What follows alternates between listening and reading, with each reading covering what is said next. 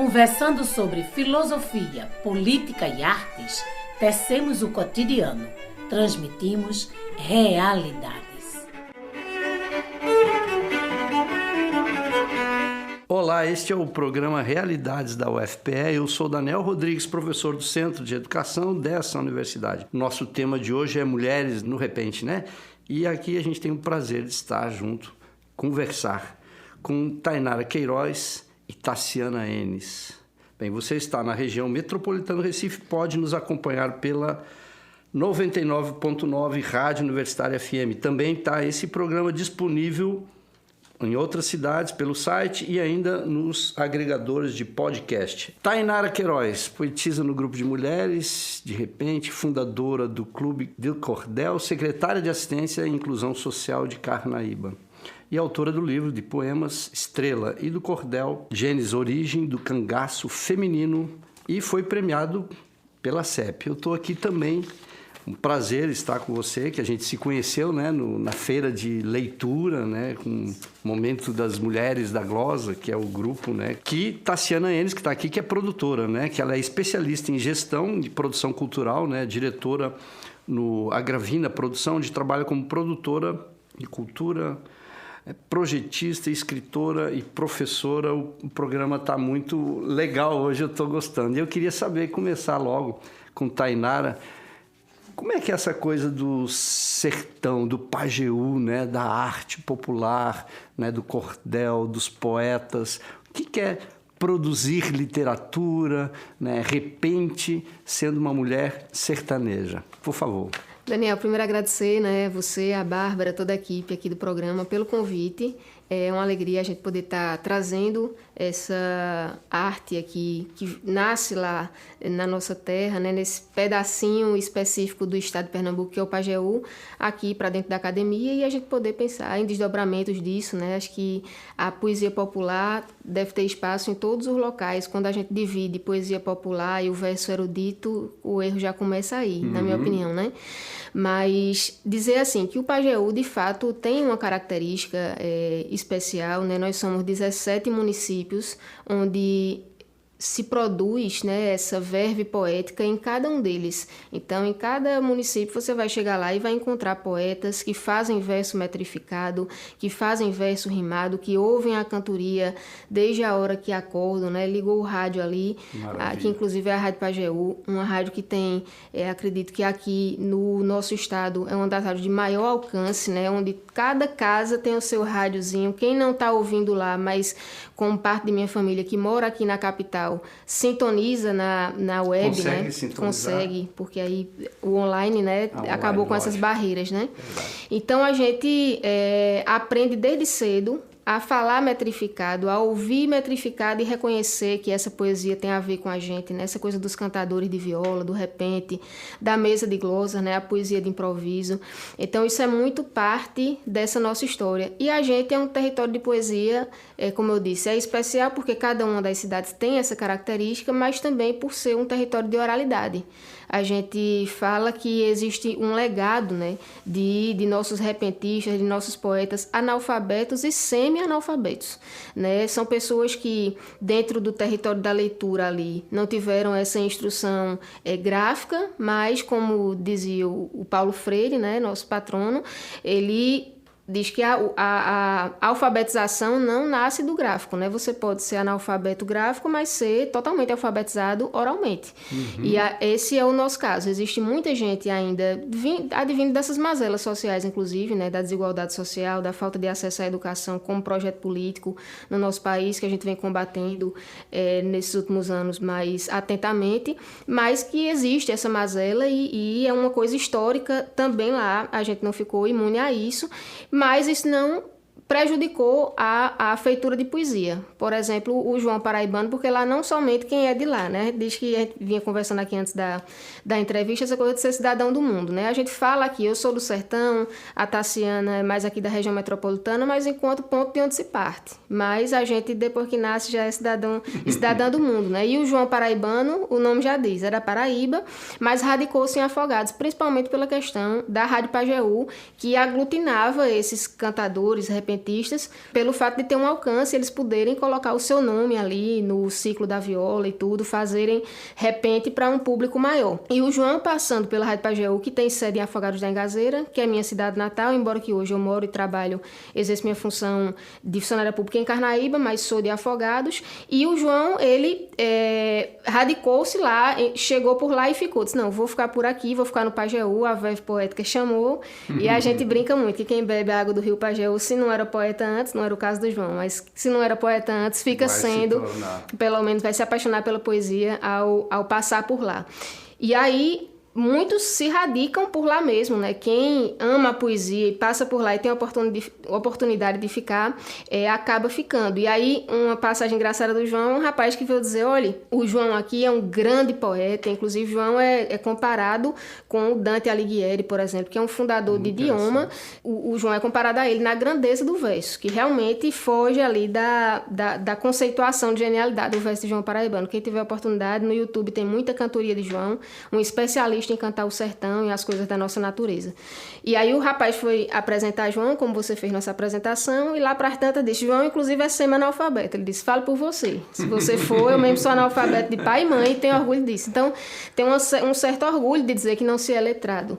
Né? O Louro do Pajeú dizia, eu nunca escrevi nenhum verso, eu nunca criei verso nenhum. O verso está tudo aí. Eu vou vendo o que Deus está dizendo e vou dizendo aqui com a viola em punho. Né? Então, é isso. Essa questão da leitura, do letramento para o verso, isso é uma coisa que nos dignifica, digamos assim, dentro desse território, desse âmbito da poesia, essa coisa da gente valorizar a oralidade e essa aptidão para o verso, independentemente da representação gráfica dele.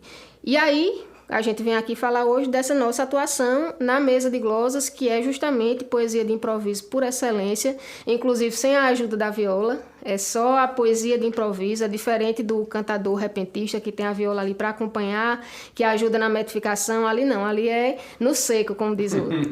E aí nós somos, né, parte desse grupo, Mulheres de Repente. Nós somos as primeiras 6 mulheres no Brasil fazendo esse trabalho, né, da mesa de glosas, levando inclusive para outras regiões.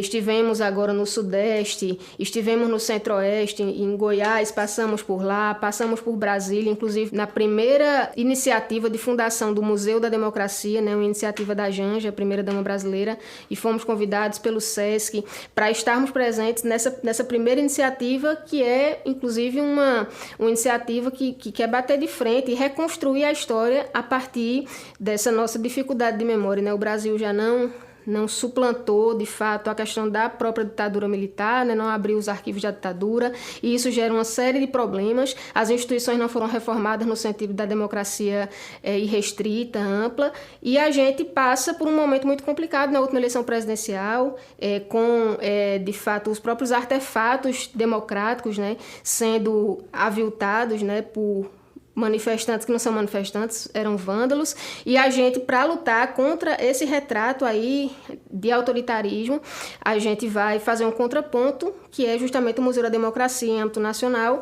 e foi uma alegria para a gente, e a gente veio aqui com Tassiana, né, que é uma pessoa que abre muitos caminhos, que desenha os espaços onde a gente vai estar presente, que apresenta o nosso trabalho e leva, de certa forma, essa poesia, que, como eu disse, nasce lá no sertão do Pajeú, que a gente vem junto com a aluna Vitrolira, que é daqui, da região metropolitana, mas que foi bebê da poesia nossa lá, e aí criou junto conosco Mulheres de Repente, e a gente vai levando isso para frente, e como eu disse, fomos as 6 primeiras mulheres, mas já agora, em São José do Egito, terra da poesia, fizemos uma oficina de 3 dias, onde já formamos a 7ª mulher, que está fazendo, já entrou na mesa de glosas com a gente, a Vivi. Então a gente vem, professor, cumprindo esse papel, que é não somente de representar essa cultura que é nossa, dos nossos pais e mães, dos nossos antepassados, inclusive que remonta à época dos nossos nativos lá, né? O povo chucuru, a gente tem estudos nossos de lá, que são aqui do meio acadêmico, publicados inclusive, de que a nossa verve poética já vem do povo chucuru,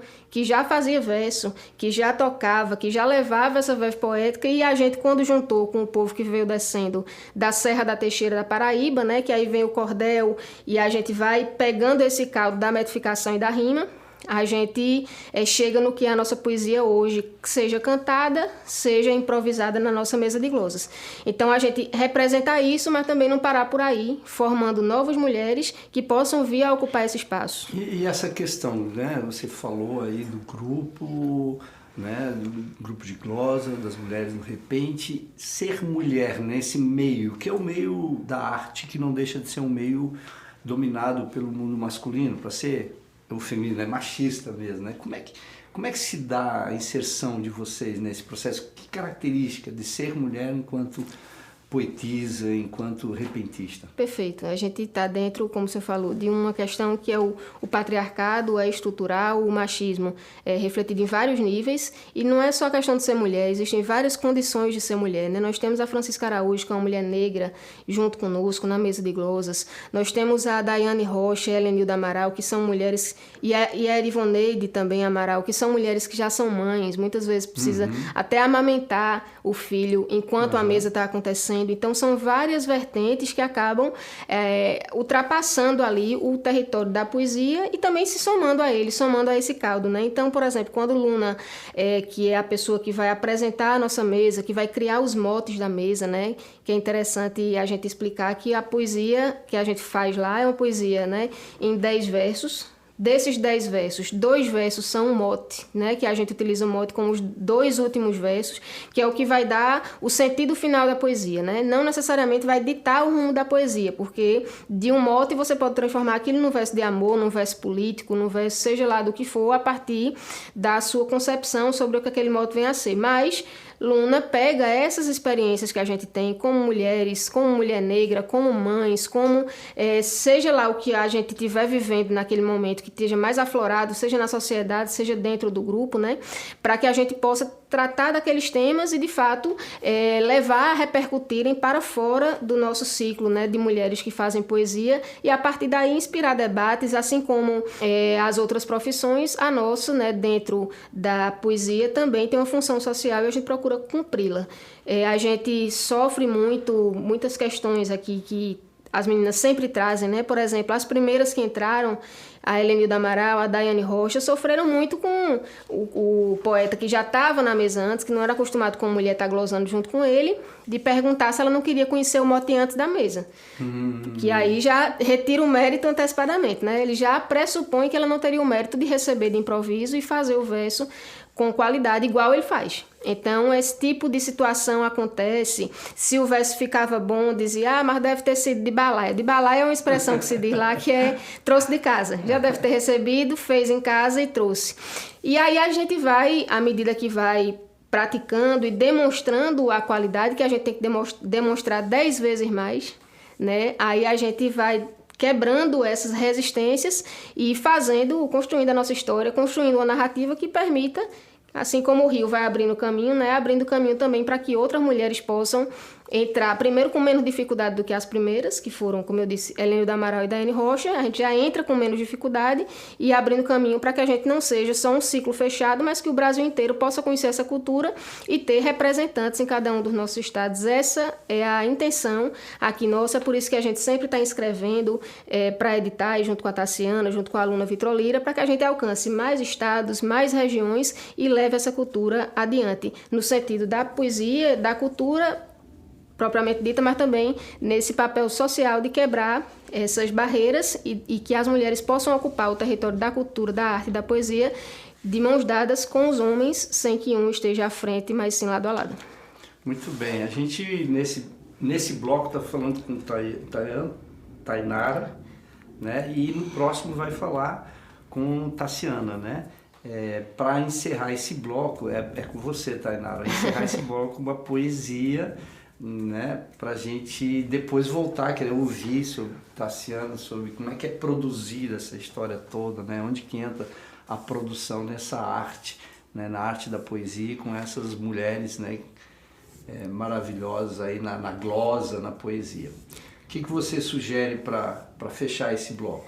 Olha, a gente como tem gente que está ouvindo e que provavelmente não teve oportunidade de participar de uma mesa conosco, mas um verso que a gente sempre declama no começo, na abertura, né, a aluna declama, é um verso muito paradigmático para a gente, que é do Rogaciano Leite. O Rogaciano foi um dos primeiros que levou nossa poesia lá do Pajeú para fora, foi quebrando as barreiras, ele fazia muitos festivais junto com Ariano Suassuna. A gente tem essa coisa de não ficar preso lá não, a gente quer sair para o mundo mesmo. E se quem tiver a oportunidade de conhecer a Rússia, chegando na Praça Vermelha de Moscou, chegando lá vai ter o poema do Rogaciano aos trabalhadores. Então, Rogaciano escreveu esse verso que a gente misturou aí com Ivanildo Villanova, com Chudu, e ficou esse verso aos críticos. Ele está presente no livro Carne e Alma, do Rogaciano, e diz assim: Senhores críticos, basta.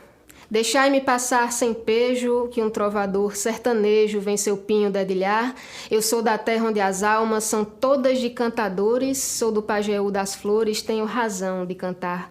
Não sou Manuel Bandeira, Drummond, nem Jorge de Lima, não espereis obra-prima desse matuto plebeu, que eles cantam suas praias, palácios de porcelana, e eu canto a roça, a cabana, canto o sertão, que ele é meu. Vocês que estão no palácio, venham ouvir meu pobre pinho, não tem o cheiro do vinho, das uvas frescas do Lácio, mas tem a cor de Inácio, da Serra da Catingueira, um cantador de primeira que nunca foi numa escola, pois meu verso é feito a foice, do caçaco corta-cana, sendo de cima para baixo tanto corta como espana, sendo de baixo para cima voa do cabo e se dana. O meu verso vem da lenha, da lasca do marmeleiro, que vem do centro da mata, trazida pelo lenheiro, e quando chega na praça é trocada por dinheiro. O meu verso tem o cheiro da carne assada na brasa. Quando a carne é muito gorda, esquentando, a graxa vaza, é a graxa apagando fogo e o cheiro invadindo a casa. Aqui é minha oficina, onde eu conserto e remendo. Quando o ferro é grande eu corto, quando é pequeno eu emendo, quando falta ferro eu compro, quando sobra ferro eu vendo. Meu verso é feito a cigarra, num velho tronco a sonhar, que canta uma tarde inteira e só para quando estourar, que eu troco tudo na vida pelo prazer de cantar.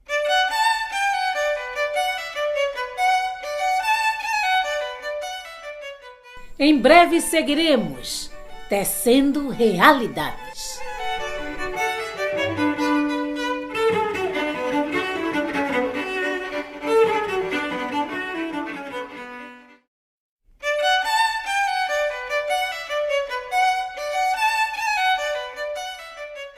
Estamos de volta, apresentando Realidades.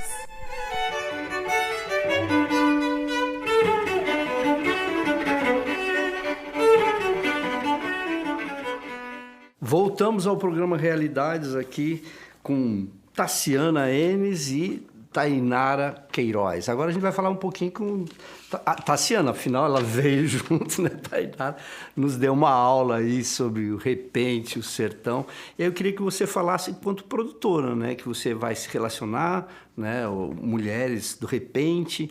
Como é que se deu essa relação, esse teu olhar, né? Que vem aqui da região metropolitana para o sertão, né? Dessa arte, né? Que é maravilhosa aqui para nossa cultura brasileira, pernambucana e do mundo, né? Por favor. Bom dia a todos, a todes. Obrigada, professor, pelo convite, a Bárbara também. Estou bem feliz pelo convite. E eu estava conversando um pouco antes, né? Falando para você que eu trabalho com produção já há 11 anos e eu tenho uma produtora chamada Gravina Produção. E eu vinha nesse movimento já de trabalhar mais com mulheres. Uhum. E a aluna Vitrolira, na época que eu estava ministrando uma cadeira na Fafiri, no curso de Gestão e Produção Cultural, eu convidei ela para fazer algumas intervenções com a minha turma e ela me convidou para conhecer, porque eu também sou projetista, e escrever alguns projetos de patrocínio para o edital de Pernambuco, que é o Fucultura, que é o mais, né, mais procurado e famoso aqui do estado. E aí, eu não conhecia as meninas, eu conhecia a aluna, e através da escrita, ela me passando, né, esse trabalho incrível das meninas. E aí a gente aprovou esse projeto e começamos a produzir efetivamente.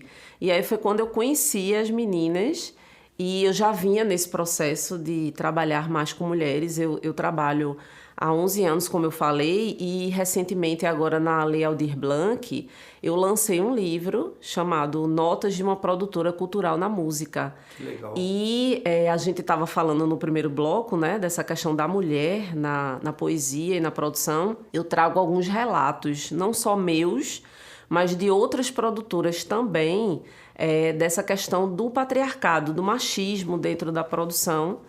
E aí foi um momento perfeito que casou, porque eu me apaixonei pelo projeto, pelo trabalho individual das meninas, porque cada uma tem seus livros, elas fazem, né, as suas circulações individuais, e essa potência que é essa reunião desse grupo, idealizado por Luna Vitrolira, o Mulheres de Repente. E é muito bonito de ver as meninas dentro das individualidades, dentro das impressões digital de cada uma, né? As impressões digitais. Cada uma, a Tainara gosta muito de falar sobre política, a Daiane, ela faz muito poesia erótica, a Luna é muito ativista, né? Em questões da mulher negra, como Tainara estava falando, essa questão das mulheridades, né? O quanto a gente fala sobre o lugar da mulher mãe, da mulher negra, da mulher... Então, isso para mim, assim, é muito emocionante falar desse projeto, porque, para além de produtora, eu sou muito fã das meninas e eu nunca escondo isso. Legal. Tainara estava aqui recitando a poesia, eu estava arrepiada, chorando, assim, emocionada, porque eu acho que o meu papel que eu tento, não só com o grupo, mas também através de várias capacitações, que eu estava até conversando com você antes da entrevista aqui, eu acho que um pouco da minha missão também é fazer esse trabalho de fruição, porque eu acho inconcebível um trabalho tão lindo, tão rico. Me faltam até palavras assim, para falar do projeto, né, do Mulheres de Repente, e eu acho que o meu papel é essa fruição. É oportunizar essa fruição de toda essa vivência que eu tive, né, desses 11 anos nesse lugar da produção, e poder, junto com as meninas, para mim é um privilégio, assim, poder viver isso junto com elas. A gente, como Tainara citou, né, a gente circular por Brasília, lugares, assim, que a gente são inimagináveis, que a arte nos leva, né? E para mim, eu me sinto muito grata, assim, e muito orgulhosa de fazer parte desse grupo, porque não conhecia, e você veja bem, né? Eu como produtora aqui, morando em Pernambuco, relativamente perto, né, do sertão do Pajeú. Imagine o Brasil. O Brasil precisa conhecer esse grupo, né? E aí é essa minha função. Através dessa produção, a gente está sempre escrevendo projetos, participando de editais, para oportunizar essas circulações, porque o grupo é grande, né? São 6 poetisas, Luna, eu na produção. Luna também é poetisa, mas no grupo Mulheres de Repente ela desenvolve também essa função de mediadora, que, como Tainara falou, ela traz esses motes, né? E também, durante a mediação, ela faz, né, as poesias. E acho que essa modalidade, eu nem sabia o que era, essa modalidade da glosa. E para mim, assim, foi incrível conhecer, e nesse lugar de ser um grupo feminino. E até isso é muito interessante, porque eu não conhecia a modalidade, mas através das meninas, eu comecei a ver alguns desafios que elas falam, que, por exemplo, numa mesa masculina ou mista, existe muito essa coisa da competitividade, do desafio. E entre o grupo de mulheres não tem isso. As meninas se ajudam, a gente sempre quer que elas protagonizem, né? Assim, cada uma dentro da sua impressão, um pouco, como eu falei, entende? Né? Sim. Então, assim, muita coisa mudou. Eu aprendi junto com elas, porque eu não acompanhei esse processo, né? Eu não conhecia a modalidade, como eu já falei, Mas hoje eu consigo perceber, nesse lugar da produção, o quanto a gente se ajuda, o quanto a gente quer ver todas brilharem, uma ajuda puxa a outra. Então isso é maravilhoso, assim. Eu acho que eu fiz uma escolha perfeita de trabalhar com esse grupo, porque a gente, para além da arte, a gente se ajuda e também as meninas têm esse processo formativo. E aí a gente também contribui, não só com as nossas atitudes, também com esse processo formativo, para trazer outras mulheres para esse lugar de fala. Porque, né, durante muito tempo as meninas falaram que esse não era um lugar permitido para as mulheres dentro de uma mesa de improviso. Então é exatamente isso que eu queria conversar um pouco com você e depois também tu pode explicar no outro bloco sobre glosa e explicar um pouco para o ouvinte e para o ouvinte. Esse lugar, o direito à arte, né, que você falou. Eu estou aqui para as pessoas usufruírem, as pessoas entenderem, conhecerem essa beleza artística. Então, essa lógica aqui da arte, assim, é ainda muito estigmatizada, né? Então, a questão da literatura para estar dentro da universidade, para alguns poucos, e a literatura oral, que é uma literatura, não é valorizada, e a outra não é acessível. Como você falou, né? A glosa, as mesas só para homens, né? Então as mulheres não têm acesso, né? Então essa coisa de produzir o ouvinte, aquele que vai apreciar, também é produzir também aqueles que vão fazer e quebrar esses paradigmas que você falou e Tainara falou também do patriarcado, né? Como é que você vê essa questão da mulher, né, na produção da arte, né? Desse desafio quanto produtor, obviamente, quando tu vê as artistas aí lutando por esse direito, né, que é para todos nós, que parece que é acessível, fácil acesso, mas não é bem assim esse direito à arte, uma arte que questione, né, valores de desigualdade, de opressão, né? Como é que você vê, já que você tem essa experiência de produção e com elas, né, esse processo desse direito que é muitas vezes negado?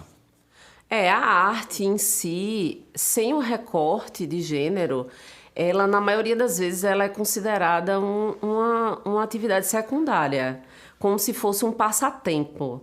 E aí, muito nas minhas capacitações, eu falo isso, que arte é profissão.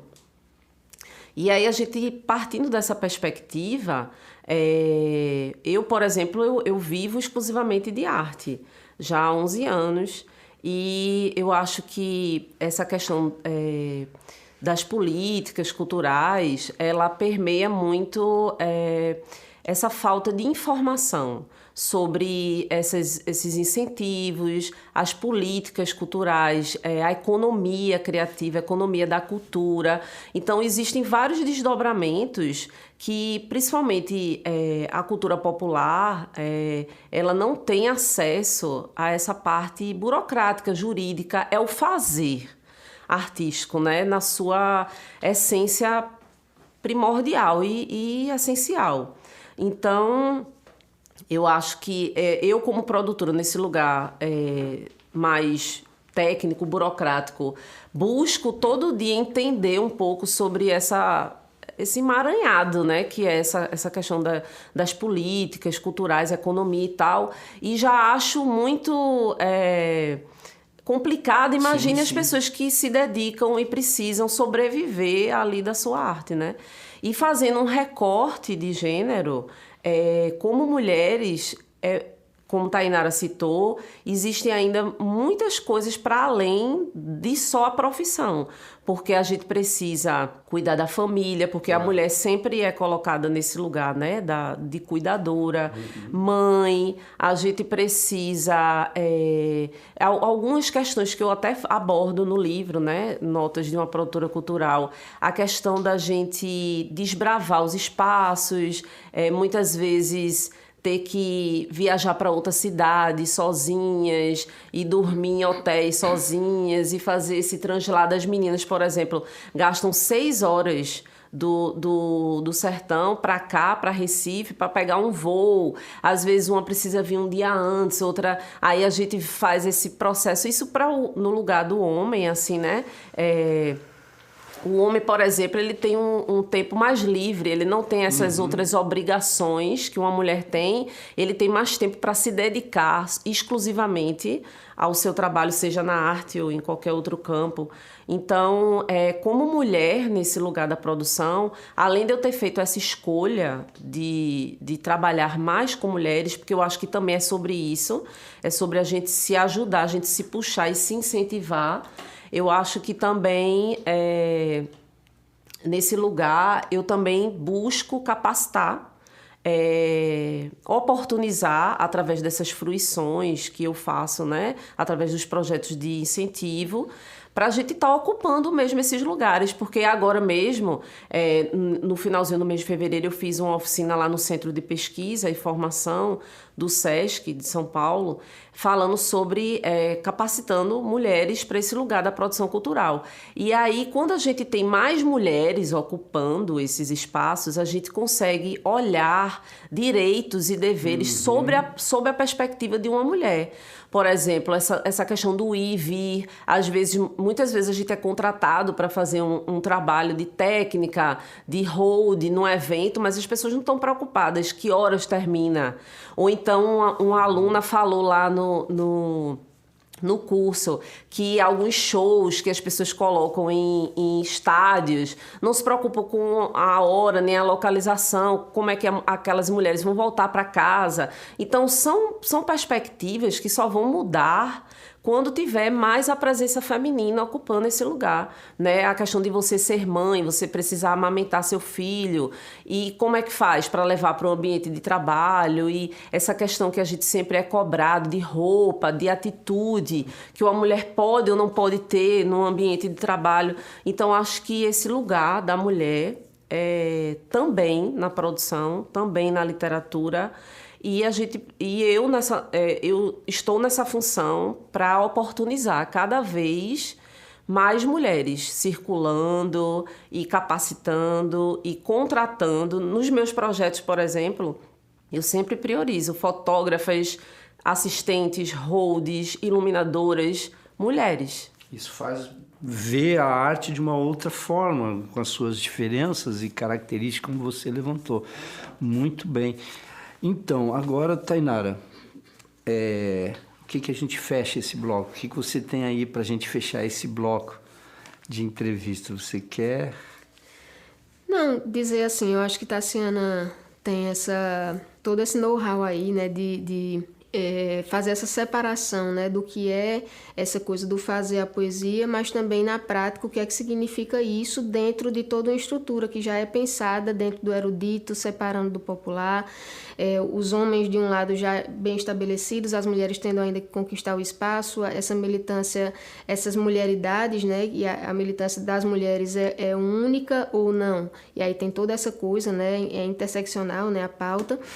E, de certa forma, como a gente conversa muito sobre isso, essa coisa da própria leitura, né, professor? Porque essa questão da leitura é importante para a gente no sentido de entender qual é o nosso papel dentro de tudo isso, porque a gente entrou na história da produção cultural junto com Tassi, junto com a Vitrolira, e a gente representa uma localidade que, como eu disse no primeiro bloco, é uma localidade que é representada por essa questão da oralidade.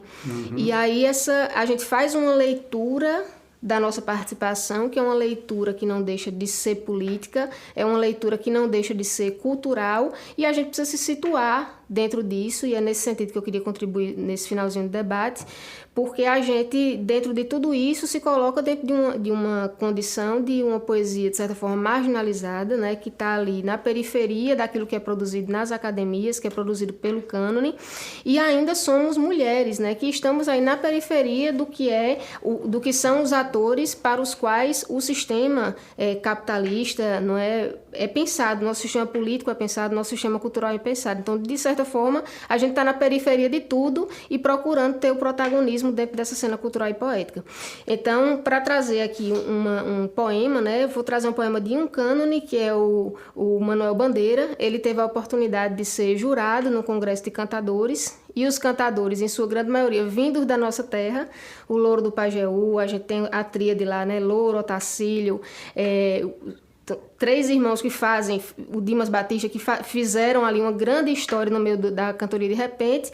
E aí, 2 dias depois, ele chega com esse poema, muito conhecido nosso lá, que é o Cantadores do Nordeste, onde ele diz assim: anteontem, minha gente, fui juiz numa função de violeiros do Nordeste cantando em competição. Vi cantar Dimas Batista e Otacílio, seu irmão, ouvi um tal de Ferreira, ouvi um tal de João, um a quem faltava o braço, tocava com uma só mão, mas como ele mesmo disse, cantando com perfeição.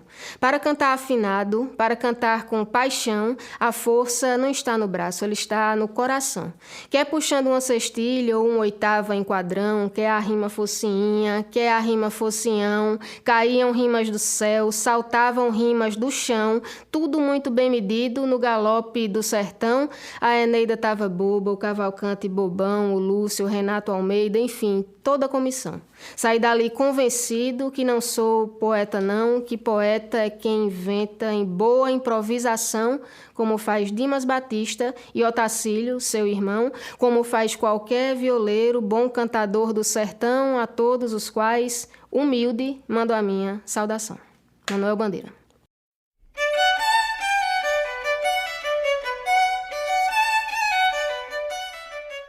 Em breve seguiremos tecendo realidades.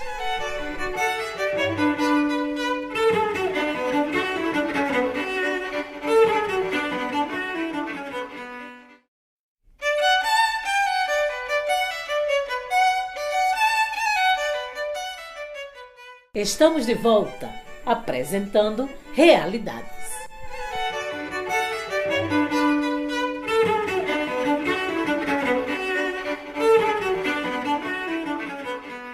Voltamos ao programa Realidades. Estou aqui com Tassiana e Tainara falando sobre essa arte maravilhosa, né, do repente, da poesia, né, do direito à arte, né, do direito, né, das mulheres, que é tão negado nessa, não só na arte, mas na sociedade. E agora a gente vai falar um pouco dos desafios, né? O que a gente tem pela frente? Qual é a necessidade que pinta, que aparece aí para os artistas e artistas mulheres, né? O que precisa? Qual é, por exemplo, o papel do Estado, né, de intervir, de contribuir, de fomentar? Como é que vocês veem a situação e os desafios que estão postos aí para vocês? Então, recentemente agora eu vi divulgando nas redes sociais que eu não vou saber identificar a fonte agora, não vou lembrar, mas saiu uma pesquisa dizendo que 97% das pessoas indicaram, dos turistas, né, as pessoas que vêm conhecer o carnaval, que as pessoas querem ver a cultura local. E aí, vamos usar o carnaval, né, como exemplo. A cultura popular é o grande carro-chefe do nosso estado, do carnaval, mas o tratamento não é igualitário. Por exemplo, eu vi vários relatos de grupos, inclusive a Mãe Bete de Oxum, que é patrimônio vivo do estado de Pernambuco, relatando num grupo de WhatsApp que eu participo, que ela foi super desrespeitada no carnaval. Assim, o grupo dela não pôde nem entrar nos bastidores lá do backstage para trocar de roupa e tal. Então, assim, eu acho que falta esse cuidado com a cultura popular, que é o grande brilho do nosso carnaval, né? A gente não pode usar a cultura popular só para fazer propaganda. E as práticas, né, de valorização de quem realmente faz o carnaval, quem faz a cultura do nosso estado. Então, acho que isso é um ponto. Essa questão das políticas culturais, elas ainda são muito burocráticas.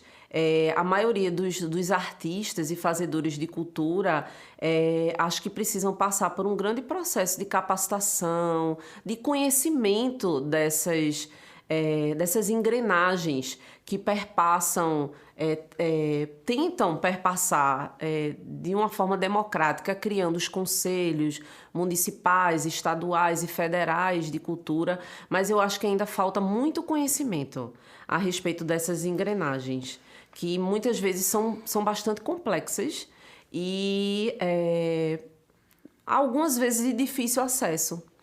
E eu acho que isso é um ponto.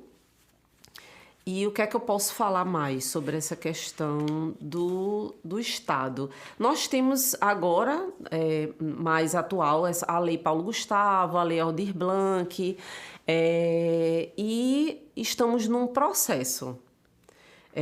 Eu tenho acompanhado como projetista, tenho acompanhado o processo de Jaboatão dos Guararapes, que é um município que eu sou natural de Jaboatão e que eu moro hoje, e a gente precisa, como sociedade civil, se apropriar e fiscalizar esses processos, porque o que eu sinto é um grande esvaziamento. Muitas vezes porque os artistas precisam fazer a arte propriamente dita, e esse processo é um processo importantíssimo que vai determinar as políticas que vão ser construídas para os artistas, para todos no geral, né, para os produtores e tudo, mas pela falta, acho que, de entendimento mesmo dessa engrenagem, os artistas precisam priorizar, né, o seu trabalho, o seu dia a dia, a sua produção, para aquilo gerar renda. E esse processo é um processo muito lento e muitos artistas não se envolvem nesse processo. E eu sinto muito um esvaziamento e a gente precisa se apropriar dessas ferramentas, porque é através, né, do Estado, do ente federal, né, que a gente vai proporcionar cada vez mais investimentos para a nossa classe artística, mas eu acho que hoje estamos num processo. Estamos em andamento, ainda, né? sobre esse entendimento dessa engrenagem. Ainda está um processo ainda de dizer que é direito, que é trabalho, que tem que ser remunerado, que não é só a apresentação que vai ser remunerada, que tem toda a preparação, toda a vida, toda a sobrevivência. Pois né? Estávamos conversando rapidamente sobre o quão é naturalizada essa questão, por exemplo, dos pagamentos. Agora que a gente está aí nesse período pós-carnaval. Se, por exemplo, qualquer profissão, vamos citar aqui um professor, eu estava até falando antes daqui da entrevista, trabalha no mês e no final do mês você chega e pergunta para o órgão que lhe contratou, e quando é que eu vou receber? Ainda não tem previsão. Isso é um absurdo em qualquer outra profissão, mas na cultura parece que se naturalizou isso. Por exemplo, tem um edital que está em curso agora, que é o edital Bugão, que eu fui contemplada agora, e o prazo de pagamento desse edital encerrou dia 12 de janeiro agora, e a gente liga para lá e eles não têm previsão de pagamento, ou seja, na cultura se naturalizou esses atrasos, as pessoas tocam no carnaval para receber no São João, e não pode, e é através dessa participação política, né, dos artistas que a gente vai mudar esse cenário. Teve na gestão passada do ex-presidente, né, o fechamento do Ministério da Cultura, né, que é simbólico, né, ele representa a desvalorização. Na verdade, acho que é o lugar onde que a arte tem um elemento contestatório, e aí sim é desvalorizado, porque para aqueles grandes esquemas, né, eu poderia citar nomes, mas não é o caso, de sertanejo, aqueles sertanejos clássicos, né, do esquema do agrobusiness, né, que aquilo tem muita grana, a prefeitura que está quase falida, de repente tem dinheiro, 500 mil, 1 milhão para pagá-los, não tem problema para isso. Né? Então, acho que tem um lugar político, né, da arte que vem de raiz, da arte da classe trabalhadora, da arte do sertanejo. Essa arte vai ficar porque reproduz a condição social da mulher, ou do negro, da negra, né? Daquela pessoa, né, trabalhadora. Né? Enquanto a outra arte, que é a arte, né, que rende milhões também, né, é massiva, mas não no sentido de ser popular, mas no sentido de ser fácil venda, né, que é uma coisa, né, óbvia, né, essa aí está garantido os seus recursos. Então parece que há uma reprodução dessa lógica. E o primeiro lugar que vai cortar, que os governos de direita, fascistas, né, é na arte, na arte livre, na arte que questiona, na arte que inova, que revoluciona, que mesmo que seja uma coisa tradicional, mas que não está no lugar de destaque. Então essa é desmerecida. Acho que essa questão a gente tem que levar a fundo, e por isso a importância da produção que você faz, né, do compromisso e dessa outra arte, né, mesmo que fale de alguma coisa sobre, sei lá, uma coisa simples, mas que só em ser esse sujeito artista, né, que contesta esse elemento. E a gente está vivendo um processo muito difícil no Brasil, e eu queria saber de você, dentro dessa circunstância, como mulher, né, trabalhando também no serviço público, agora como secretária, né, assistente social, e como é que você vê isso, a arte como esse desafio político, artístico, enquanto uma poetisa, enquanto uma repentista mulher? A gente se situar aqui, eu estava folheando aqui, tem um trechinho de um verso do Ascenso Ferreira no poema Minha Terra, que ele diz assim: o homem de minha terra tem um Deus de carne e osso, um Deus verdadeiro, que tudo pode, tudo manda e tudo quer. E pode mesmo, de verdade. Sabe disso o mundo inteiro, meu padinho padeciço do Juazeiro. O homem de minha terra tem um Deus de carne e osso, um Deus verdadeiro. E os guerreiros de minha terra já nascem feitos, não aprenderam esgrima, nem tiveram instrução. Brigar é do seu destino. Cabeleira, conselheiro, tempestade, lampião. E aí a gente tratar de cultura num país tão diverso, num lugar tão diverso, até a própria feição do Deus venerado, dos deuses venerados, se modifica de cultura para cultura, de dialeto para dialeto que a gente tem no nosso país. Quando a gente fala de cultura, a gente está falando de um processo também político, como você coloca, como vocês colocaram. A gente, por exemplo, tratar a cultura como um direito humano. A gente está agora no PNDH3, que é o Plano Nacional de Direitos Humanos, já é o terceiro, os 2 primeiros foram com o Fernando Henrique, e trouxeram questões que são do âmbito dos direitos humanos de primeira geração, como os direitos individuais, o próprio direito à segurança pública, o direito à cultura, vem chegando devagarinho e ele vem agora ser abraçado pelo PNDH3, que já vem com o Lula, né? Já vem depois de 2002. A gente antes tratava, o máximo que a gente conseguia chegar era nos direitos sociais, como a questão da sexualidade, como a questão da raça e tudo. Então agora a gente vem tratar desses direitos que são difusos, como por exemplo o meio ambiente.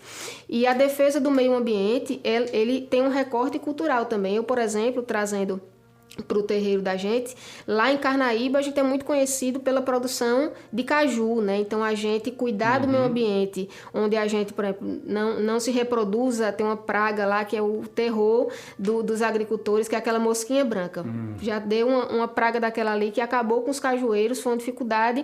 Então a gente cuidar do meio ambiente para que o ecossistema esteja em equilíbrio, para que uma espécie não se sobreponha às demais, isso tem um aspecto cultural, porque aquilo é a cultura deles. Eles são agricultores, que estão ali, agricultoras que estão ali fazendo aquilo, e que se a gente adentrar ali no território quilombola, na região do Caruá, né, na zona rural de Carnaíba, a gente vai encontrar os quilombolas dançando coco na época da colheita, fazendo ali, inclusive ganhando prêmios. Eles se juntam com o território ali de Afogados da Engazeira, fazem um grande grupo de coco e que vem aqui para Recife ganhar um prêmio do governo do estado como patrimônio, né, imaterial, patrimônio vivo nosso aqui do nosso estado. Então, defender esses direitos difusos, que inclui aí a cultura, o meio ambiente, é um projeto político. Quando você faz e quando você não faz, né? O Estado tem essa questão do fazer e na ação também é uma ação, também é uma política pública.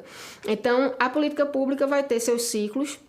Você definir a agenda e definir a cultura popular dentro da agenda da cultura como um todo é uma decisão política. Como também é uma decisão política fazer como vem sendo feito, que as atrações locais recebem um cachê, enquanto as atrações mais nacionais, tidas como mais importantes no que diz respeito a orçamento, e a gente precisa falar de orçamento quando fala de política pública, porque senão fica só no discurso, e discurso não é política pública. Para ser política pública tem que passar pelo ciclo, formou a agenda, tá a cultura popular dentro da agenda, depois que formou a agenda, dentro das soluções, essas soluções foram pensadas junto com quem faz política cultura popular, ou foi pensado é a mesma coisa, né? Porque toda vez que a gente vem aqui, a passagem está mais cara, a passagem de ônibus. Porque quem está pensando o preço da passagem nem anda de ônibus, como é que vai baixar a passagem? Então, quem está pensando a política de cultura precisa estar lá, na arena da cultura, fazendo cultura popular com a gente, conhecer o Agreste, conhecer o Sertão, conhecer a região metropolitana, as periferias, e o que é que vem sendo produzido, o que é que a gente reivindica enquanto plano de cultura. Então, depois de tudo isso, a gente faz a implementação e a avaliação dos processos, porque não é possível que a gente já esteja no terceiro plano de direitos humanos, a cultura tenha entrado só agora, e depois que entra, a gente tem que ficar mendigando num país onde a cultura é efervescente, onde existem várias manifestações que são patrimônio do nosso Estado, e a gente não tem condições de receber um cachê à altura, como foi colocado por aqui, ou demora demais a receber, ou o cachê não é suficiente, e assim por diante. As condições nunca são as mesmas se comparar com essas grandes atrações. Então, pensar essa questão, a gente já passou desse passo, a gente já pensou demais. Agora, e aí você me pergunta qual é o papel do Estado, é de fato fazer com que a gente se reconheça no país em que a gente vive. A gente já sabe quem é que faz cultura popular, e os estados precisam olhar para isso e transformar isso numa política de governo, numa política de Estado, de fato, e deixar de colocar isso como um plano secundário. A cultura é o que nós somos. Tem, inclusive, o Leonardo Boff, ele fala, né, em um prefácio do livro O Princípio da Cooperação, ele diz que a gente inventou essas dimensões, a economia, a política, para conviver humanamente, mas a gente tem feito isso segundo o princípio da competição. E está na hora de a gente fazer isso a partir do princípio da cooperação, porque senão, dentro dessa competição baseada no sistema capitalista, onde as elites estão sempre em primeiro lugar, a gente vai sempre encaminhar o desenvolvimento econômico, ele vai ser sempre o desenvolvimento das elites, e a gente nunca vai caminhar em conjunto com as nossas classes populares, com nossos trabalhadores e trabalhadoras, principalmente esses trabalhadores da cultura, que ficam sempre em segundo plano em comparação com os demais, no sentido efetivo da política pública, que é o próprio orçamento. Muito bem, acho que programa hoje maravilhoso com vocês aqui, registrar o grupo, né, Mulheres de Repente, né, que vocês podem falar sobre agora para a gente encerrar e terminar com uma outra poesia ou repente aí com você, Tainara. Vocês queriam fazer a fala final e depois eu passaria para a Tainara para a gente encerrar o programa de hoje. Eu vou só citar, deixar aqui para quem quiser seguir o grupo, é @mulheres_de_repente. E lá na bio a gente tem os Instagrams individuais, né, de todas da equipe. E dizer que agora, no dia 12 e 13 de abril, a gente vai estar na Caixa Cultural, que foi um edital que a gente aprovou no ano passado. Que ótimo. E aí vamos fazer a oficina e a mesa de glosas na Caixa Cultural, que está em reforma e vai abrir agora, vai estrear, né, reabrir com a apresentação do grupo. Olha, coisa E queria boa. agradecer também o convite, viu, professor? Obrigada, foi ótimo. O prazer foi nosso recebê-las. Agradecer o convite de antemão, dizer que tudo isso que a gente falou aqui a gente tem experienciado na prática, é por isso que a gente convida vocês a participarem das oficinas, se integrarem a esse movimento de mais mulheres fazendo parte da cultura no nosso país, no nosso estado, aqui na nossa região. É uma alegria para a gente poder somar-se a esse caldo, né, de mais mulheres participando ativamente da cultura e da cultura como agenda fundamental de um país que pretende se desenvolver de forma democrática. Antes de passar para o poema final, eu queria dizer que esse programa foi apresentado por mim, Daniel Rodrigues, que também fiz o roteiro. Também compõe a nossa equipe Bárbara Bastos, José Guilherme, Luana Antero, Rafael Rodrigues e Lucas Casagrande. Obrigado, Tassiana. Obrigado. É com você, Tainara. a gente vem, dentro de tudo que a gente vem fazendo, transformando, profissionalizando nosso trabalho com a cultura e dentro de outras funções que a gente cumpre, no meu caso, por exemplo, como secretária de Assistência e Inclusão Social, a gente vem colocando dentro da agenda do Poder Público Municipal, Executivo, a nossa apresentação cultural, trazendo mais mulheres para se apresentarem, a mesa de glosas indo para o município. Então, a gente levando esse caldo cultural para dentro do fazer político, para dentro da política pública, não somente no discurso, como eu disse, mas também aqui na prática. Então, para homenagear cada uma das funções que nós exercemos dentro da sociedade e essa alma sertaneja de, apesar de continuar fazendo cultura, continuar fazendo, existindo e resistindo, eu fiz esse soneto que a gente apresentou junto com Mulheres de Repente na TV Cultura nos 30 anos do programa Metrópolis, onde eu digo: na poesia, na lousa e até na enxada, contrária à morte e pequenez, faz guerra. Se a chuva emperra, seu punho descerra, faz brotar vida no deserto, e cada alma é tão com o todo comungada, tão de todo irmanada à sua terra, que certo parece é dizer que encerra em si mesma o mistério dessa estrada. Se acaso acaba o mundo nesses dias, aos sertanejos, Deus, tu chorarias no embalo de uma glosa derradeira. E é teu poder de imagem tão fecundo que ao fim dela ias ver de novo o mundo girando, qual peão de goiabeira.